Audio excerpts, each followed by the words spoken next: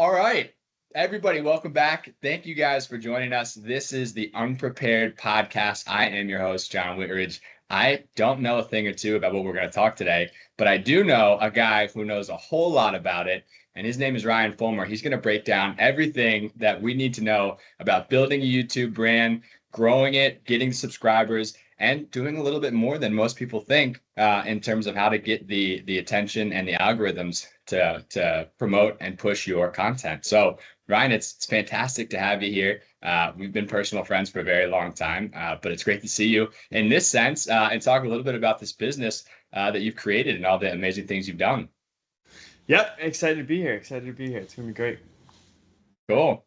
Well, I will give a little bit of background because Ryan, I did cheat a little bit. I am familiar with you and prepared in the sense that I know who you are and all the cool things that you've done. But for everybody who does not know you, I'll set the stage a little bit, and then I figure you can fill in some blanks because you have a remarkable background in everything that you've accomplished in a very short amount of time. But in my opinion, you're an entrepreneur. You're an all-around smart guy. You know, you're a successful undergraduate from Princeton.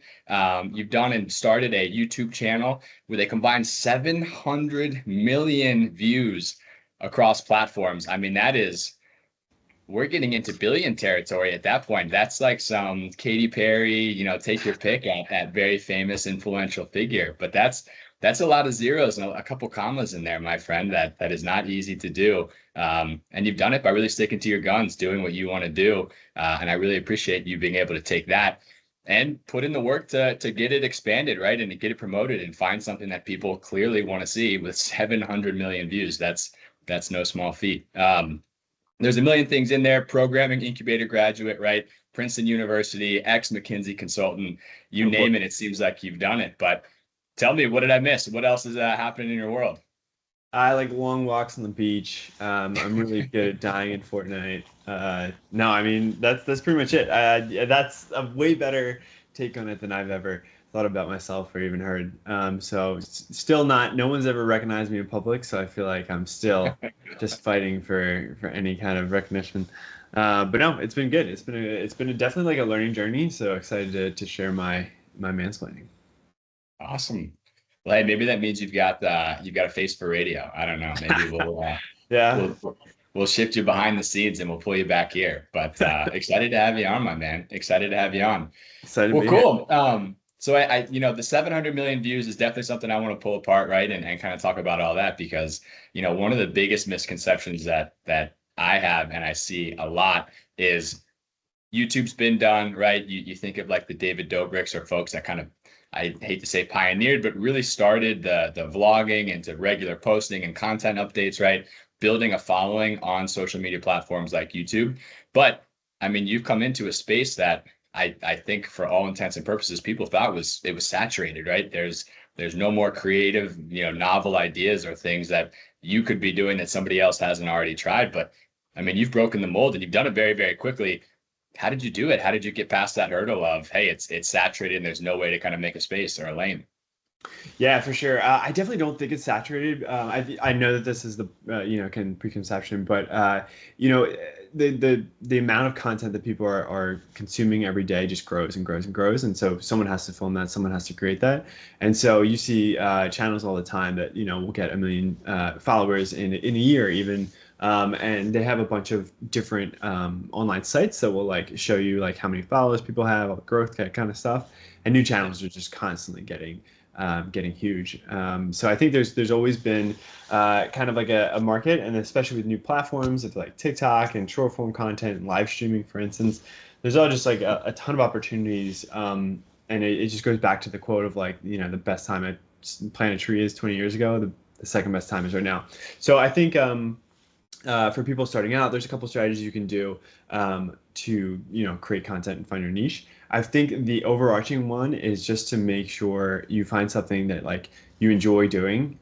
If you really like to film, if you really like to edit and create content, oh my gosh, it's going to be so easy for you because all you do is just basically find in a topic you're excited about, and then it's easy going. If you don't like that, it's just you got to overcome the up to years. It can be like 3 to 5 years before you really start locking in your stuff. And so you just got to find some way or some topic or some system that will keep you keep on learning and putting up content. Yeah. Yeah. It makes a ton of sense.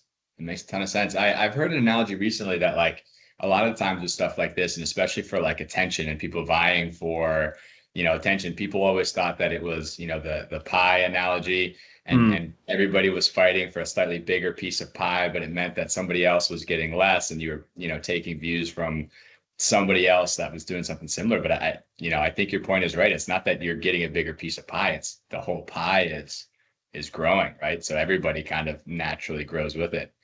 100%. And I belong to like a Discord with like other 3D printing nerds basically. And it's kind of like that logic where if I post something and it's 3D printed related, and I get, 10 million views or whatever, that's not 10 million views taken away from somebody else. It's more like Yeah.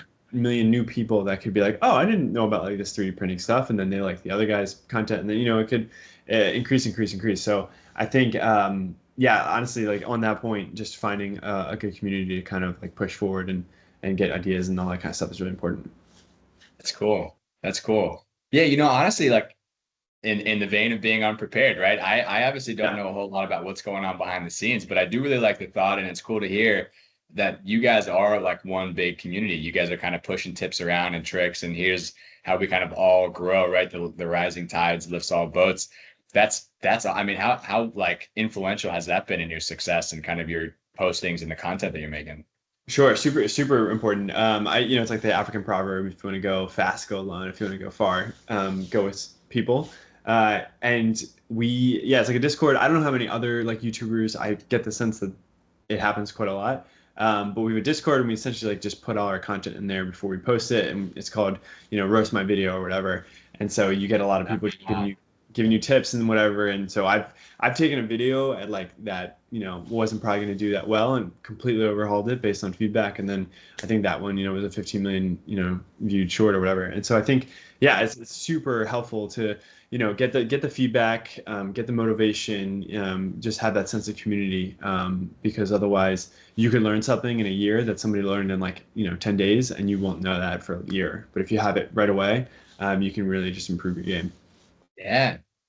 I love that. The feedback cycle is a tough one, and I think a lot of the times people that kind of take feedback the best and they know how to implement it and turn it around and like act on it probably are the ones that succeed in the long run and frankly the short run, right? Exactly to your point.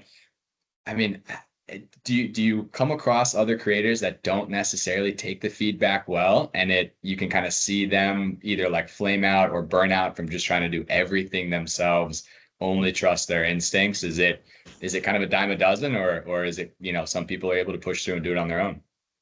Yeah, I think you see a lot of people like who make it, big, have this myth of breaking through on their own and making it. And I think some people do. But when you have like a YouTube channel, you're essentially a solo entrepreneur. And when you're a solo entrepreneur, your product is essentially yourself because you're fighting against yourself for trying to manage your time, manage your productivity, that kind of thing. And so what a lot of like content creators, myself included, will struggle with when they're all alone is their weaknesses are the bottlenecks for the content and for the projects that are coming out. And so, it would be a lot better if you could just, have full-time workers or part-time workers or whatever it is, partners, that kind of thing. But if you're just a solo creator, next best thing is just having a community, a very like involved community, not just like faceless Reddit people, that can come through and give you advice and help you, get out of your own way. That's cool. That's cool. I like that.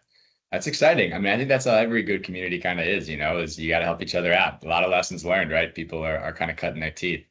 Yeah.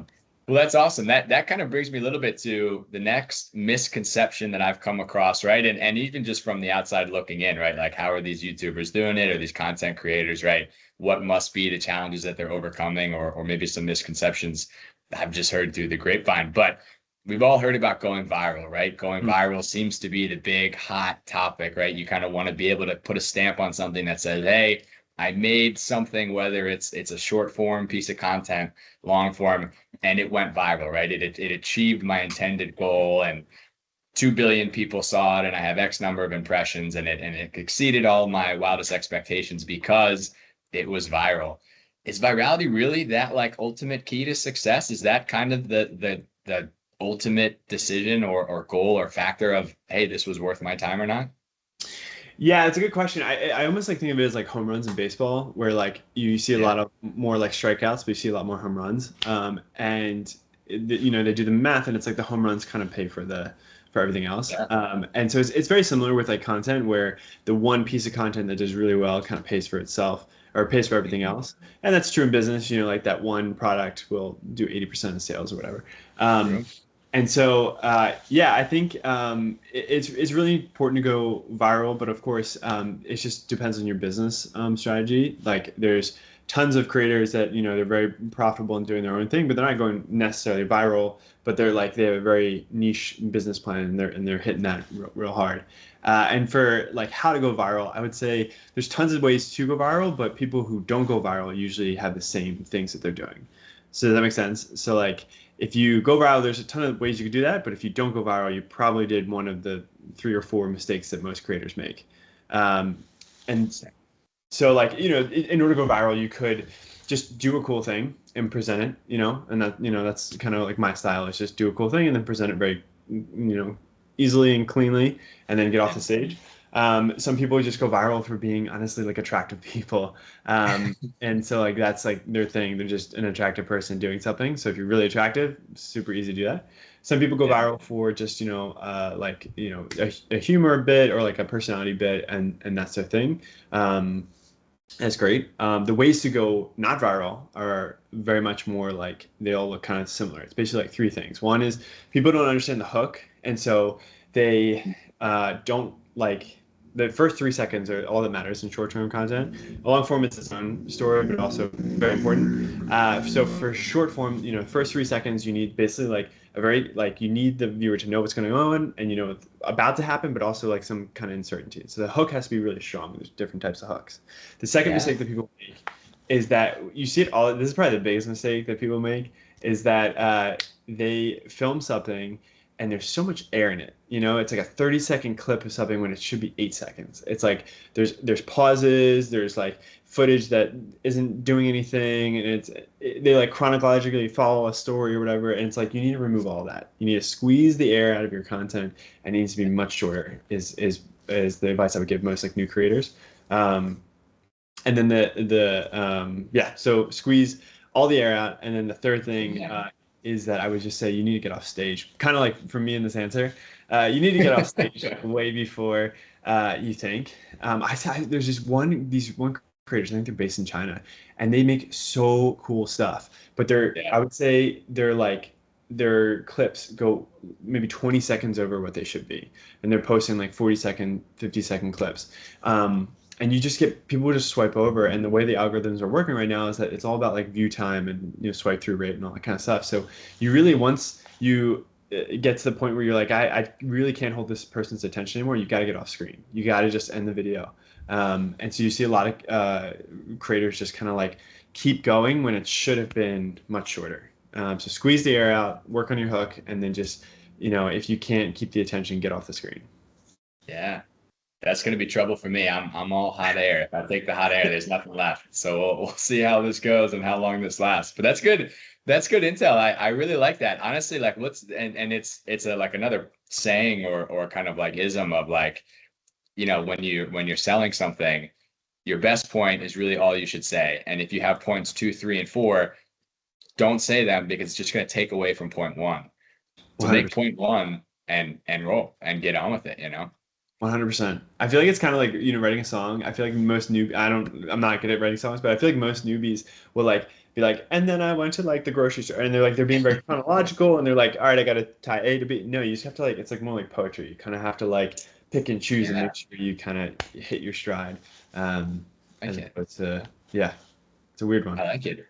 Honestly, that how much do you spend time kind of refining stuff? You mentioned the Discord channel and kind of getting feedback and refining and going back and forth. I mean, do you have like a magic number of you would rather refine Hmm. 100 times and post once that's a lot shorter and sweeter, or do you kind of make that up case by case, post by post? Yeah, so a lot of different strategies for creators, and TikTok kind of upended everything. And so you have like the TikTok method, which is just you put the phone up, you speak to it, you do with something in your life, and you're recording like 3 to 10 videos a day, and you're just pumping out content. And then TikTok will like either show your clip to somebody or not, and the algorithm does the job of like determining which is good or not content. So for TikTok, you put out 10 videos, it doesn't hurt you. But if you put out 10 videos for like YouTube or Instagram, my take is that the app starts being like, all right, well, you're not putting out a lot of good content. We're not going to show these to people. And so, you can just flood the zone with like content, which is what a lot of people do, and that will often works.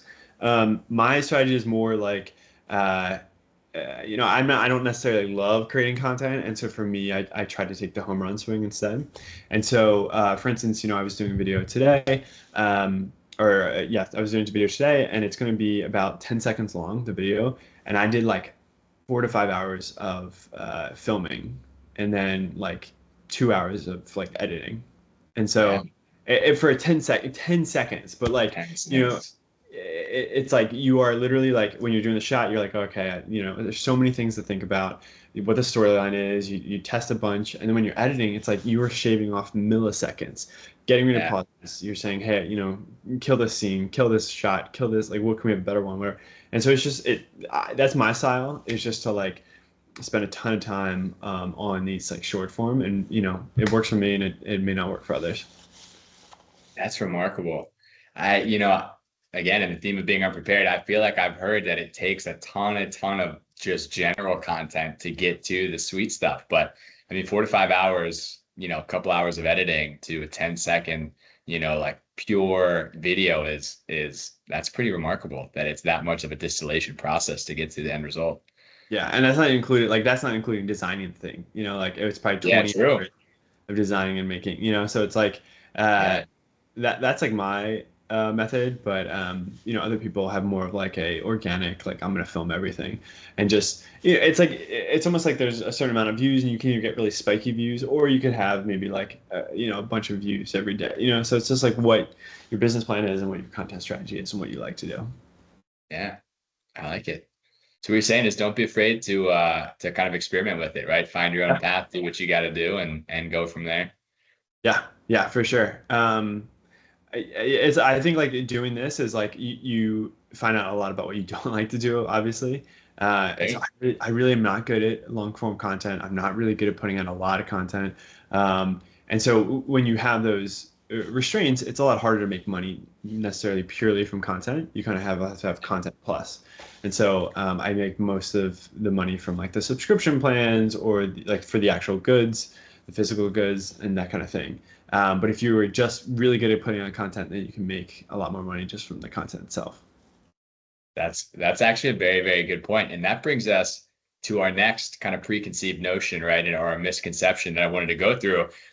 From the outside looking in, subscribers really seems to be like the biggest metric of success. I feel like I hear all the time, oh, I just got 100,000 subscribers, 1 million subscribers, take your pick. And there was that whole race. Who was it? I think Mr. Beast and somebody else on there, race to 150 or however many million subscribers. Yep. Is subscribers really the end all be all for monetization for how these channels grow? Is that just something that's easy? Yeah, so it used to be. So it used to be like the Facebook model where it's like, I am friends with this person, I see their content. And then it became Instagram and YouTube. It's basically like, oh, I follow this person, I'm going to get shown their content no matter what. And then TikTok came along and was basically like, following, subscribing doesn't really matter. It's like, if the content is good, we will show it to the people that, they want to see. And so that has kind of upended the whole thing. And now it's most of the platforms are going more towards that, where they're just showing you the best content suited for you. And so it is always nice to have the subscribers. It's good for like brand deals and basically showing brands and people that you have a good track record of providing valuable content. But the things that matter the most are views, and subscribers every year are getting farther and farther away from, providing those views. And so now you have like tons of like AI content apps or that kind of thing. And they'll have a ton of views, but not as many subscribers. And I'm sure they're still making a fair amount of money. Got it. Okay. So big subscribers is not necessarily the ultimate yardstick. That also plays pretty well into our fourth misconception here. But these big channels, the Mr. Beast, right, the 100 million subscribers, and maybe Yeah. on some of the legacy platforms like YouTube, that's not necessarily the biggest or most guaranteed way to get views on your content. Um, but what advice or maybe how true or untrue is the misconception that YouTube, and you kind of just addressed this, TikTok, all these other ones are saying, I have to have you get 1,000 subscribers, 10,000 subscribers, 1 million subscribers before you're even worth really posting or pushing publicly. Yeah, I think different content platforms do it differently. I think TikTok is the easiest to get discovered, and so you can post a video and you have, it's your first video and it can go mega viral. That still exists. I think Instagram and YouTube are a lot harder, and so they're a little bit more gatekeep because they're legacy systems, and so they're used to, kind of prioritizing following as opposed to, as opposed to like just how good content is. Yeah, and like you can have, the Mr. Beast obviously is making hundreds of millions of dollars.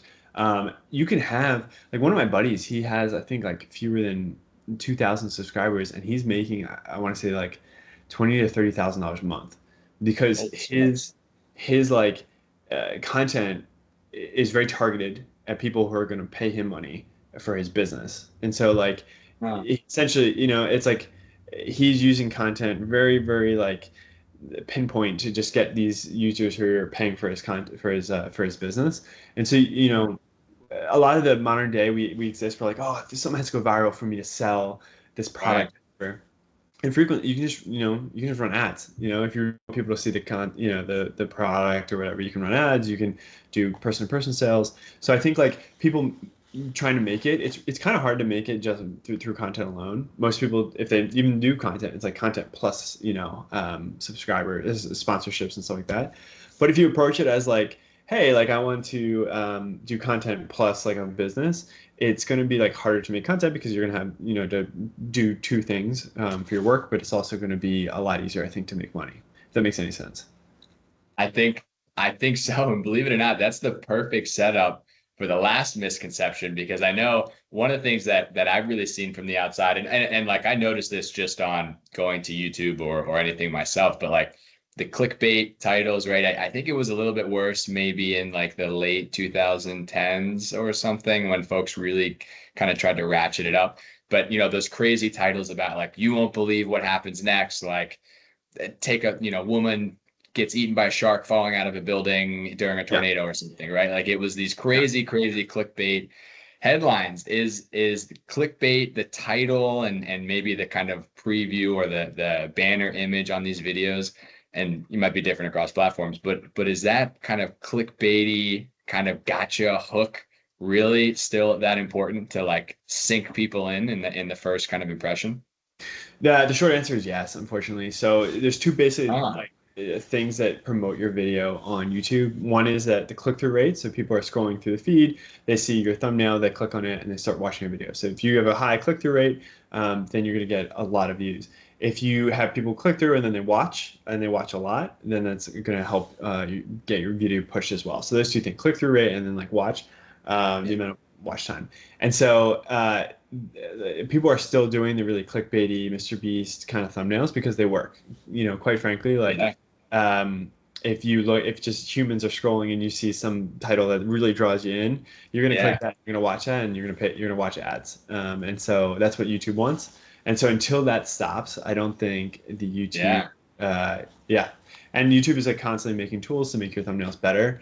And so they're doing like A/B Oh, testing and stuff like that. And so it's just every year like there's more and more competition of making like a better thumbnail. And so I think the clickbaity stuff, some of the really like intense ones are probably gonna get like they're gonna get like uncool, but I still think yeah. the overarching premise of like thumbnails being really trying to get your attention are never gonna go away. Yeah. Yeah, that's something. Now, you've mentioned a couple times like affiliate marketing, sponsorship, viewers, and actually just like straight payment from platforms. You're a product guy for anybody who hasn't seen your channel, but you do love the physical, right? 3D printing models and things that are tangible. You can touch them, you can buy them, which is a big shout out. I love your middle finger toilet paper rolls. Those are incredibly well designed and very novel. But I mean, there must be more than one way that you are kind of using these platforms, and to mention the toilet paper holder is a great example, but what other ways are there for people to use these platforms to kind of monetize whatever ideas they're going for? Is it just views and clicks and click-through rates, or is it, hey, we can link to these 12 other ways to kind of monetize this? Yeah, let me off the top of my head, let me like try to think like list off some Yeah. monetize.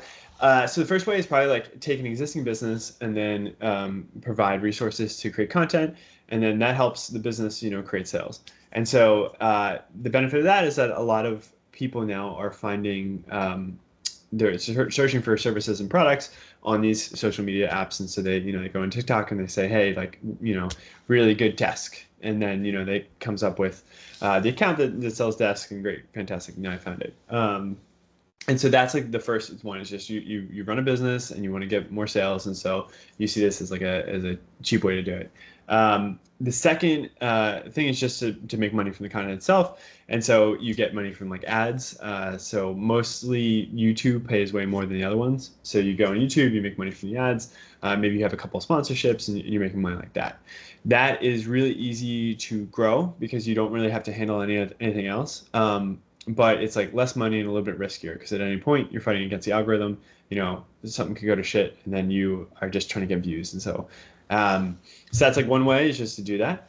A third way is to basically you use your fame to sell like a product that you don't make, whether it's merch or whether it's like Joyride, like candies. He has worked with the manufacturer to make that, but that's kind of like they just kind of grabbed something that existed, tweaked it a bunch, and then they are selling it with their channel. And so you can do that.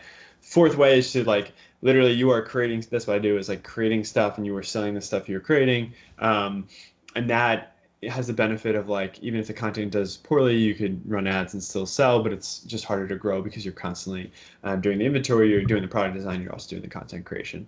So that's like probably the fourth way to do it. Fifth way is, I mean, like you could do, especially on TikTok, they have TikTok Shop, and so they have affiliates. Basically, you mentioned this. And you get paid basically how many sales you make. And so you could have like 20 followers, but you post a viral clip of ibuprofen, and suddenly like scale, you get 10,000 sales, and you get $1 for every sale, and suddenly you have $10,000. And so you can make a lot of money with that, with like affiliate marketing. And so that's like another thing. So it's probably like 5 different ways.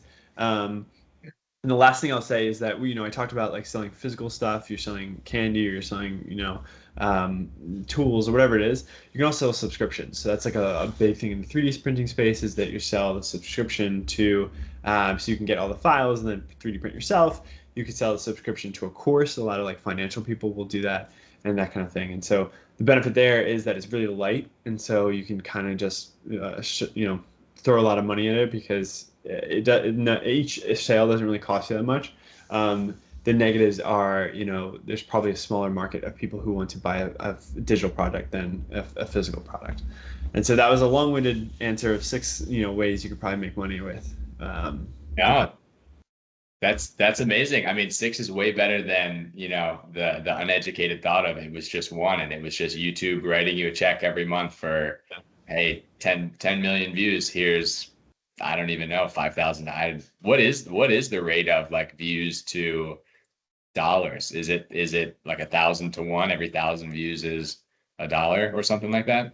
Yeah, so it's basically a simple rule with caveats. It's like 1,000,000 short form views is about $100, and then 1,000,000 long form views is about $1,000 to $5,000. So long form pays a lot more, and then the caveats are certain like months of the year pay more. So when you're around the holiday season, it pays like way more than January. Two is like the type of content that it is pays way more. So if you have something about finance, pays a lot more than something about art, for instance. Yeah. And yeah, so those are the 2 like main caveats, like how much the ad stuff is. And these calculations always change. So like one day people are like, oh, the Google decides to change it, and suddenly like someone's out of a nicely monthly income. So you gotta be careful. No kidding. And I'd imagine it always tends to go down. Rarely would they probably say it's double what it was last month or something like that? I don't know. I think like right now, uh, I don't know. I think like you kind of see like they're all tech companies. They got to make money. They got to also draw in creators, and they go through waves of like, hey, we really need more creators, and we need like to encourage it, and the Yeah. bonuses get really nice versus oh crap, you need to be profitable for our VCs, and suddenly it switches. Yeah. Interesting. I did not realize that, but that's interesting. What is like physical 3D printing? What's their like payout rate? Is there like a whole specialty and topic for it, or is that just kind of tucked under another category? It's a good question. I think it'd probably be like middle, maybe middle high, because you get like a lot of like Yeah. people interested in like buying like tech, and so right, like Yeah. Yeah. buying anything related to like buying stuff will get you a little bit of a higher rate. Anything related to just pure entertainment, maybe like less because it's just people. It's basically like who wants to advertise there. If people want to Yeah. advertise there, then you get money. So it's a dime a dozen. So podcasts are not the way to go. We gotta change over to 3D printing. We'll change No, the whole I show. really think the world needed, just two white guys doing another podcast. I think that was what Yeah. the world Talking needed. about 3D, yeah, 3D printers and YouTube on a Sunday here. Exactly. Oh goodness. Exactly. 100%. Oh But no, I mean it's constantly changing, so it's a little daunting, right? Like you could, it's not like one of those jobs where you could really know what you're doing and then do it for a decade. You just constantly have to be fighting and working and that kind of thing. And so there's benefits and there's negatives about any job, and so that's the same with this one. You're just going to constantly be like fighting against the algorithm, fighting to put out stuff, but you're also going to do cool things. So it just depends on like what you're willing to sacrifice. yeah.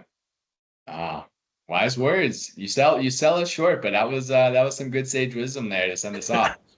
Well, the next segment, I think of it as really just the expert interview, right? So we were kind of going through some common misconceptions there.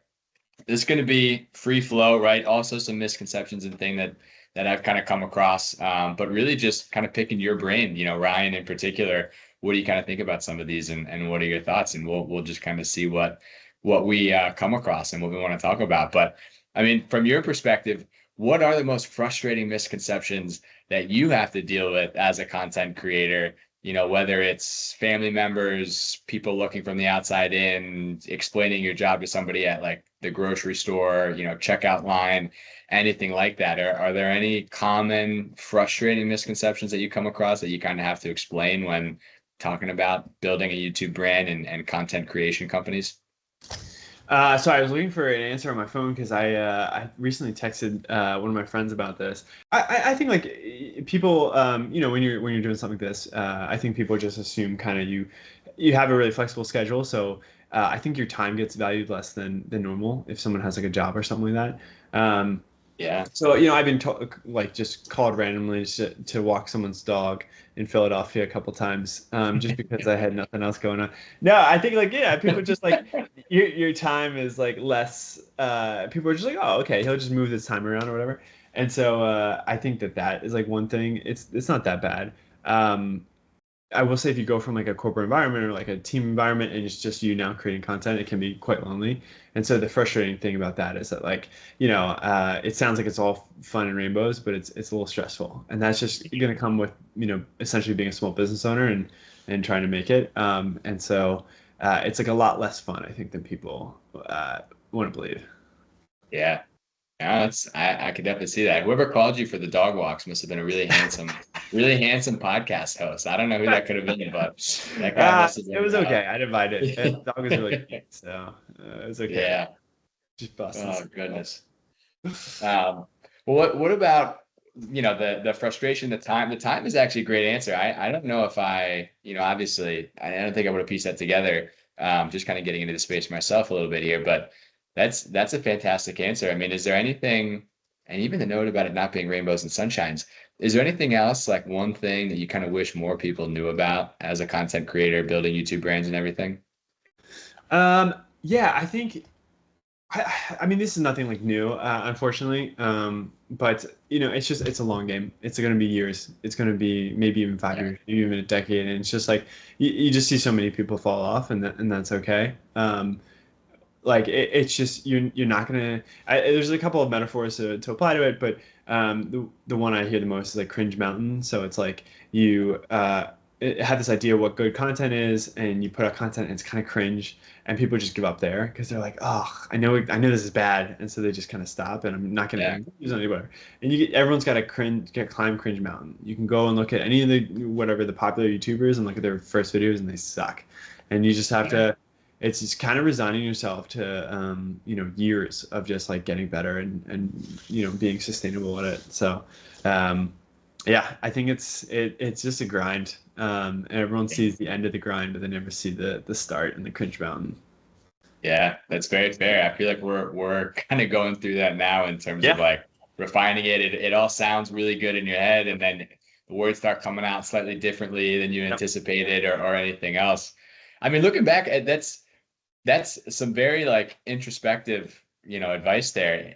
What kind of got you to jump over the starting line and do it anyway? Like I'm sure, or maybe is that something you figured out after you had kind of started that, hey, maybe there's just going to be some bad, cruddy, cringy content that I gotta keep going through. Yeah, for sure. Well, I mean, you know me. I lived with you back at Yeah. back at Musk Manor. It was it was a great time. I think for me, I'm a bit weird, right? I've had like kind of a little bit of a random walk, and so I was so happy to find something where I was just happy, I was just fulfilled. That I think for me, it was a little bit easier to accept like the lower payouts and like the hard hours and all that kind of stuff because I was finally feeling like I was swimming with the current. One of my favorite quotes is like a fish is always going to think it's an idiot if it's expected to climb a tree, and so you kind of have to find like a river instead of the tree. And so I think it was a little bit easier for me to like make the sacrifices. But I was I don't know, like you have different creators, so don't take this as like gospel. But for me, I'm like obsessed. I'm obsessed with what I do. Maybe not the content side, but more of like the creating the products and the things.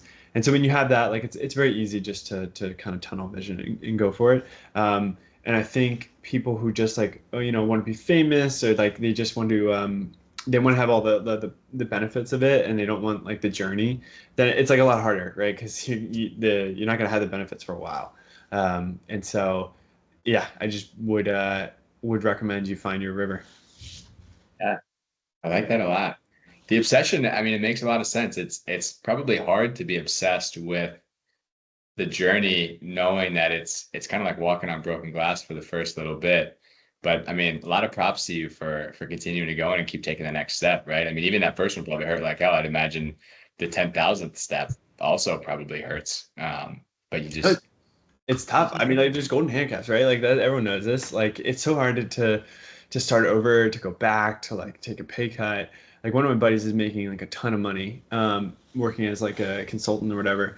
And he, it's like it'd be really tough to just like kind of get rid of all that and like start over and like have to now maybe fail, maybe like have to lower his the quality of life, have to bother his wife at all. I think Yeah. it could be really really tough.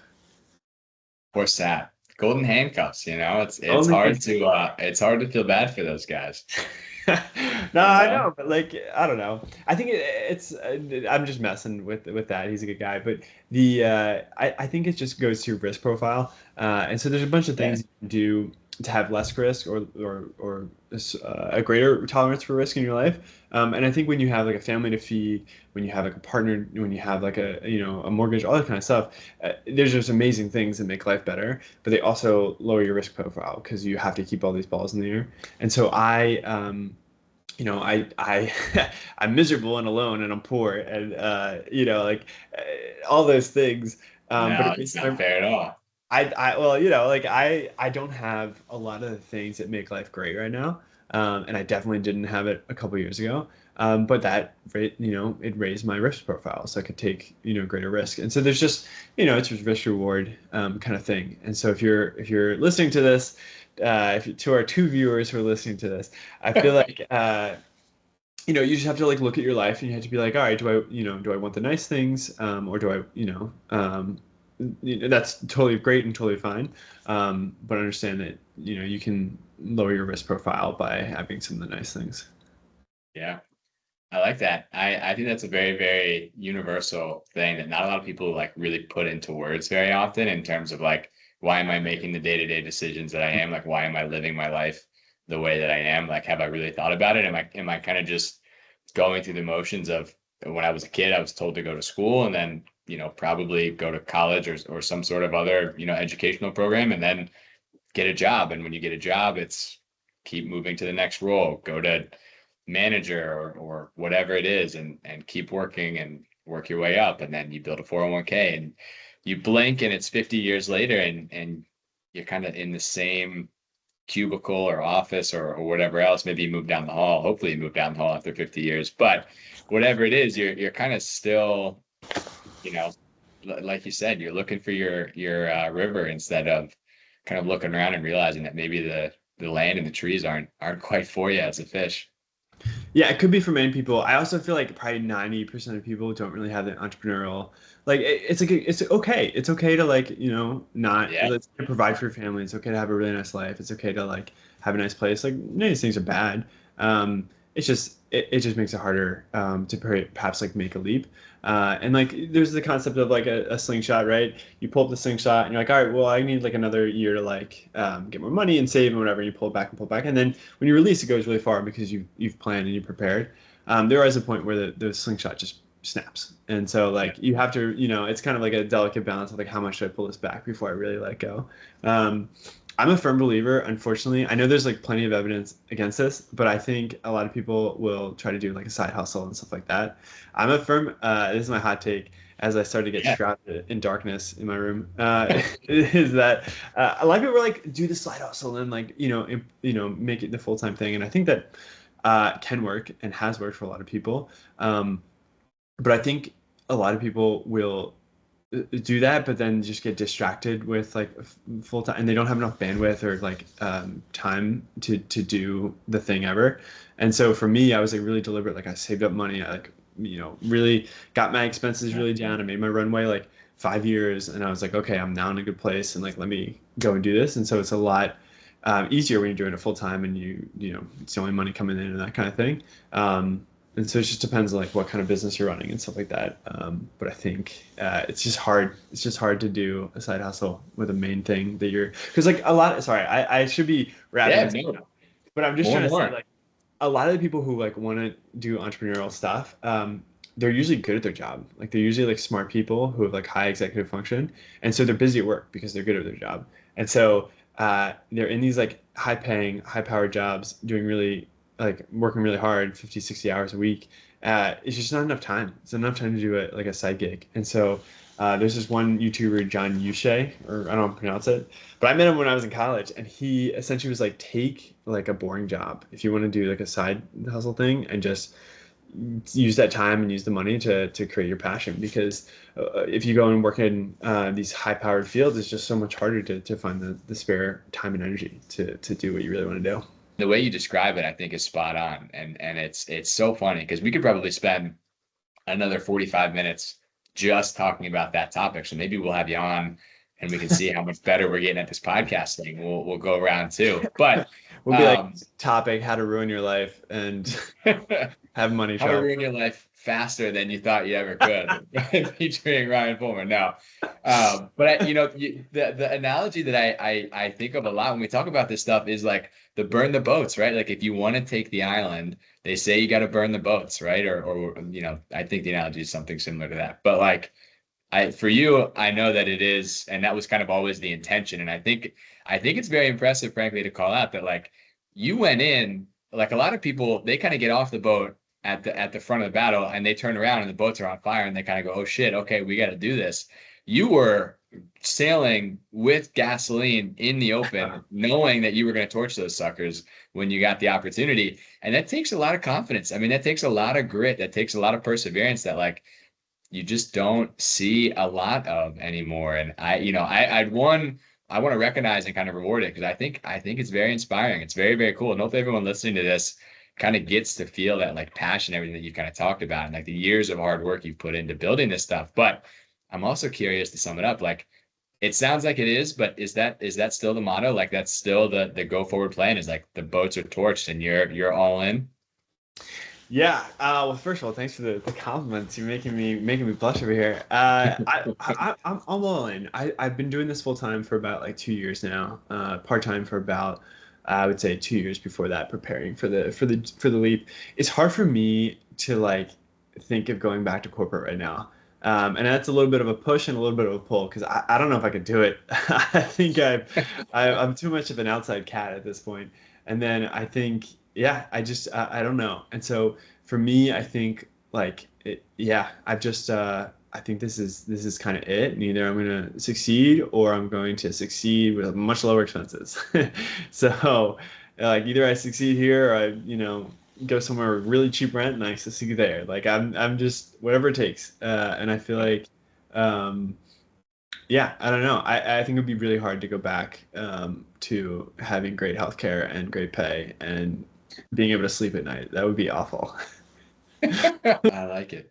We got two quick segments. Both are kind of summarizing. One, we're gonna wrap it up. We're gonna explain like I'm five, right? Like I want, and I've really found that this is actually something you really excel in that I've always admired is you can take really, really big, scary, complex goals, concepts, things, and you can explain that very simply in a way that like most people walk away from and they're going, oh wow, like I get it, like that was something that I just had never been able to piece together. The gears wouldn't quite turn right, but you kind of put it in really plain For those English. listening, this is the nicest this man has ever been to me. This is this It's is all a facade. this is all a facade. Yeah. Oh, He's mostly yelling at me to get my dishes out of the sink most days. yeah.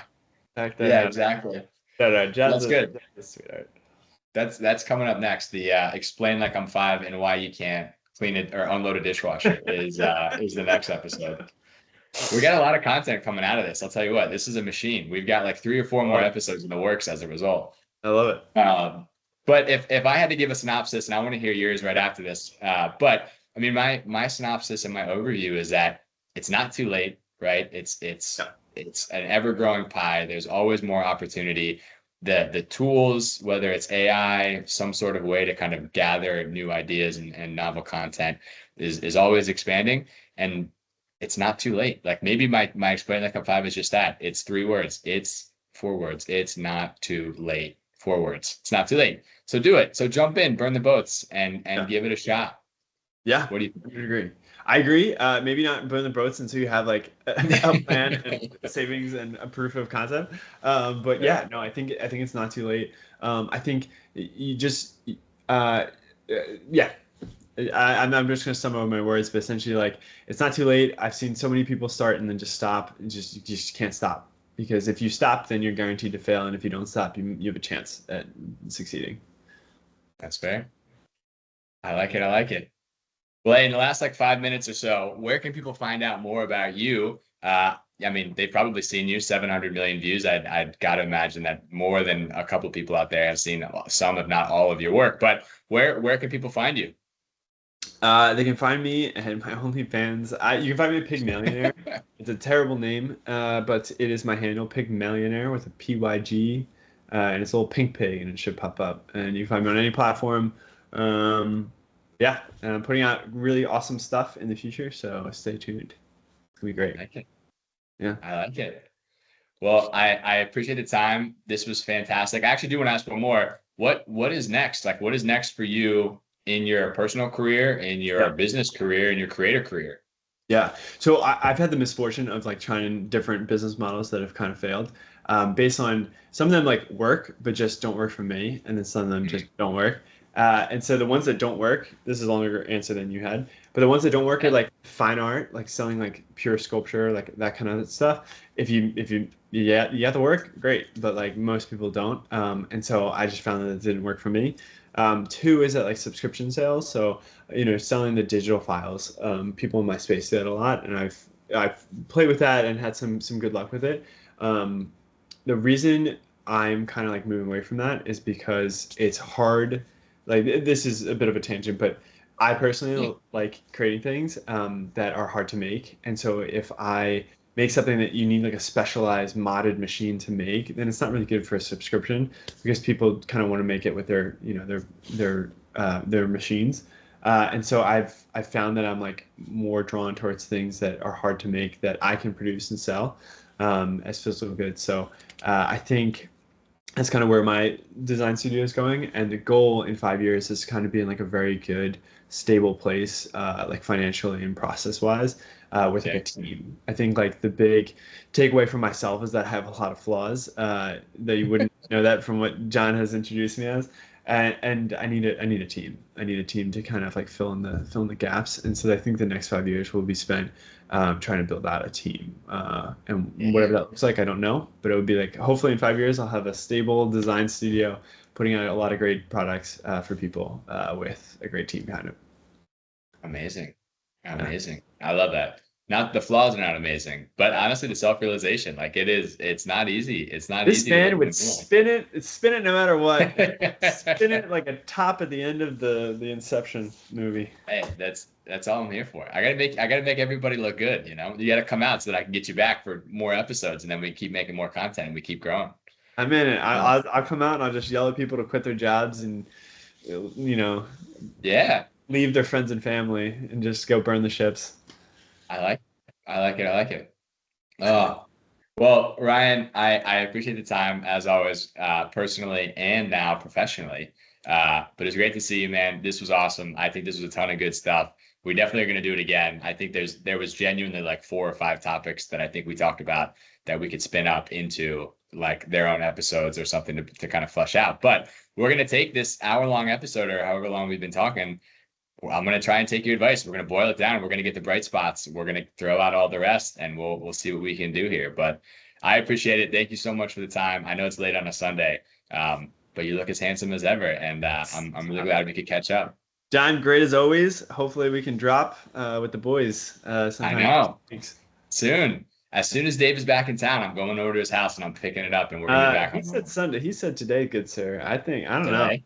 I don't know. Wow, it might have to be a late night drive over there and go get it. No, it'll be fine. Oh, well, hey, my man, it was great talking to you. Until next time, hopefully, That's and good. we'll keep up, my man. I'll text you. All right. Sounds good. Thanks, buddy. Bye, John. Thanks.